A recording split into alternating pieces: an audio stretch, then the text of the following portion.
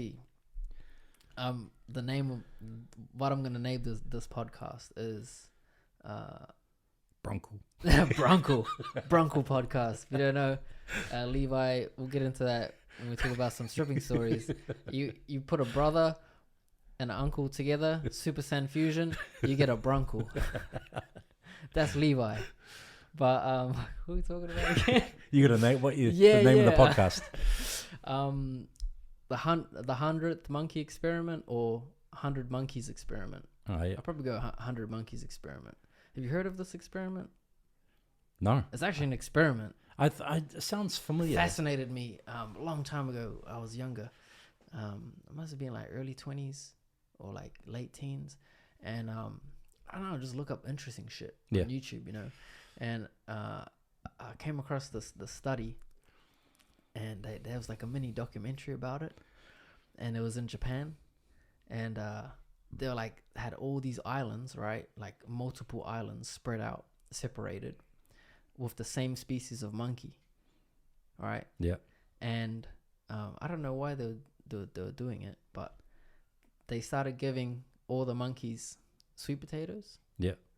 Like they'd just put it in the sand, and that like all the monkeys would start eating sweet potatoes, but they're kind of annoyed because there's sand in it, you know. But they're still hungry, so they still eat the sweet potatoes, you know.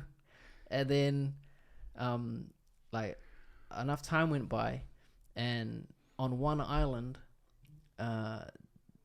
like a bunch of kid monkeys, like found out that if you drop the sweet potato in the seawater and then take it out, it washes off the sand, and then you can eat the sweet potato without sand and enjoy it better. Yeah, there's a bunch of baby monkeys. Yeah, this goes back to being a kid and learning some shit. Yeah, you know. Anyway, yeah. So these, like after more time passed, and then fucking all the baby monkeys are doing it. Now all the adults on the island are doing it, but just one island. Yeah, just one island. Yeah.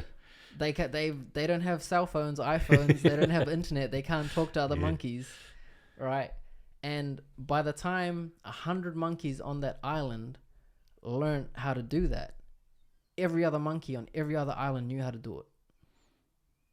Fucking crazy. Yeah, it's incredible, man. It was just like they shared a consciousness somewhere. Oh yeah. Yeah, like I don't know. They can't prove it, but it's like, oh, they must share some kind of connection. Yeah. And they've actually done the same studies with rats in the US on the east and west coast of the US. They train like rats or mice on one side of the US coastline to go through some maze. Yeah. Right. Yeah, I've heard about that too. And then like they get enough of them to figure out this maze to get cheese. And then like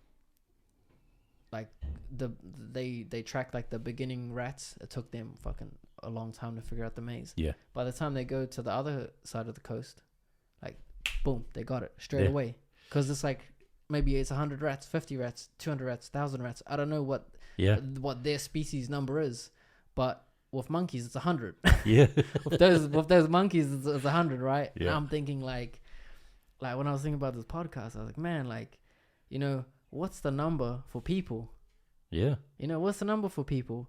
Like, we're pretty much monkeys. We're like big monkeys. Smart, real intelligent monkeys. What if it's happening right now? Yeah, what if it's happening now? What if the shift is happening now?